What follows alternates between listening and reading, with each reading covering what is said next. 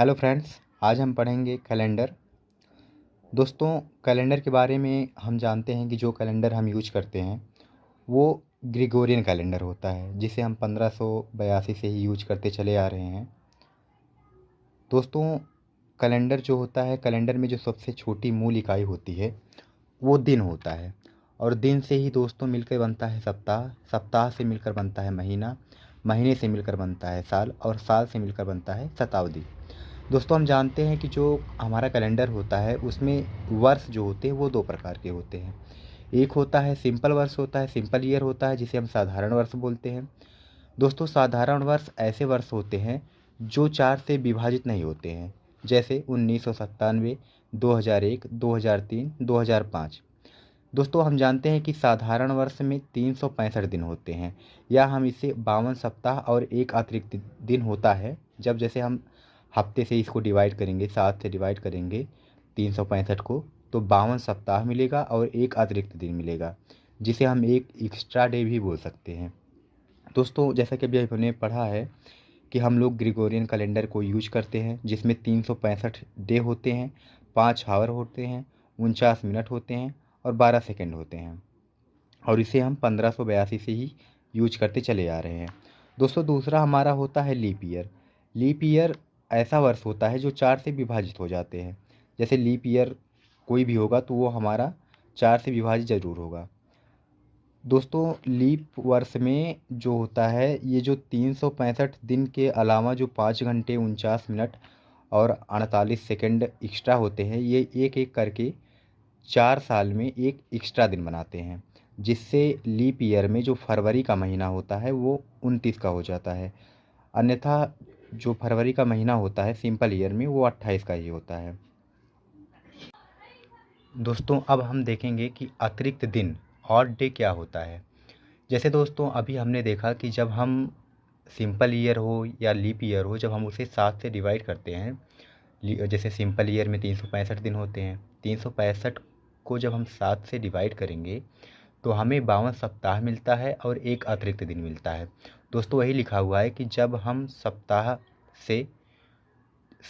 से बोलें या 7 से होता है, जब हम सप्ताह से एक वर्ष के पूरे दिनों में या शताब्दी के पूरे दिनों में भाग देते हैं, तो दोस्तों सप्ताह निकालने के बाद, जैसे हमने 365 को डिवाइड किया 7 से, तो जो 52 सप्ताह निकला उसको निकालने के बाद जो शेष बचा हुआ है एक, उसी को हम अतिरिक्त दिन या ऑड डे कहते हैं।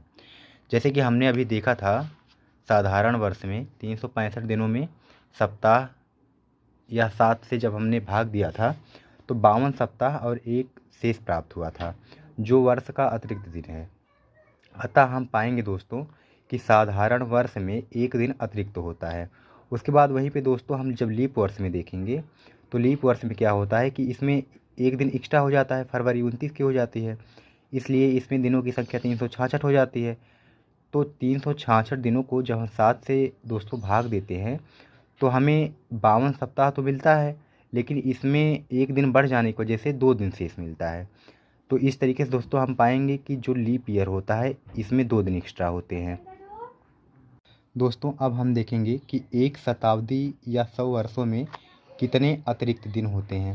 दोस्तों, ये बहुत ही इम्पॉर्टेंट है। अगर ये हम सही से समझ ले गए तो ये जान लीजिए कि कैलेंडर में हमें कोई दिक्कत नहीं होगा, कभी भी कैलेंडर हमें पढ़ने की ज़रूरत नहीं पड़ेगी। बस इस बात को ध्यान रखें। दोस्तों, अब हम देखेंगे कि सबसे पहले हम पाएंगे कि एक शताब्दी वर्ष में साधारण वर्ष भी होते हैं और लीप वर्ष भी होते हैं। जैसा कि हमने देखा, ये जो शताब्दी वर्ष होता है ये 100 वर्षों का समूह होता है, तो जाहिर सी बात है कि जब 100 वर्ष हो रहे हैं तो उसमें लीप वर्ष भी आएंगे और साधारण वर्ष भी आएंगे। इसलिए दोस्तों, जबकि हम जानते हैं कि साधारण वर्ष जो होता है उसमें जो है केवल एक ही दिन अतिरिक्त होता है, लेकिन जो लीप वर्ष होता है दोस्तों उसमें हमारा 2 दिन अतिरिक्त होता है। इसलिए सबसे पहले हम कितने वर्ष साधारण हैं और कितने वर्ष लीप हैं ये निकालते हैं। दोस्तों, अब हम देखेंगे कि 100 वर्ष में लीप वर्षों की संख्या कितनी होती है। जैसा कि अभी हमने देखा था कि शताब्दी में हमें निकालना था कितने अतिरिक्त दिन होते हैं। उसके लिए सबसे पहले हमें कितने लीप हैं और कितने साधारण हैं ये निकालना पड़ेगा। अब सबसे पहले हम लीप निकाल लेते हैं, देखते हैं कि 100 वर्ष में लीप वर्ष होते कितने हैं। दोस्तों हम जानते हैं कि लीप वर्ष जो होता है वो 4 से विभाजित हो जाता है। अतः अब हम क्या करेंगे कि जो पूरा 100 वर्ष है उसको हम 4 से विभाजित कर देंगे। तो जब हम 100 को 4 से विभाजित करेंगे तो हमारा 25 बार में पूरा पूरा कट जाएगा। अब दोस्तों हम क्या देखते हैं कि हम जब 100 को 4 से विभाजित करने पर, जब हम 100 को 4 से विभाजित करेंगे तो हमें 25 प्राप्त होगा। लेकिन दोस्तों 100 वर्ष में जो 25 लीप वर्ष नहीं होते हैं, क्योंकि जो 25वां या 100वां जैसे हम कहेंगे, जो हम डायरेक्ट 96 के बाद 100 को डिवाइड करते हैं वो, या फिर हम ये कह सकते हैं कि 25वां लीप वर्ष, ये जो होता है ये शताब्दी वर्ष होता है, इसलिए इसे हम लीप वर्ष में नहीं लेंगे। अतः हम इस जो 25 हमें मिला है 100 को काटने के बाद 4 से, उसमें से एक घटाकर उत्तर करेंगे। अब दोस्तों हम देखेंगे कि 100 वर्ष में जो लीप वर्ष हैं, जब हम 100 को 4 से डिवाइड करेंगे तो हमें 25 मिलेगा, और हम देखेंगे कि 25वां जो था उसको हम शताब्दी वर्ष में आ रहा था हमारा, इसलिए उसे हम घटा के आंसर करेंगे। तो दोस्तों हम देखिए आप कि 25 में से जब हम एक घटाएंगे तो हमें 24 मिल जाएगा। अब दोस्तों लीप वर्षों की संख्या तो 24 हो गई।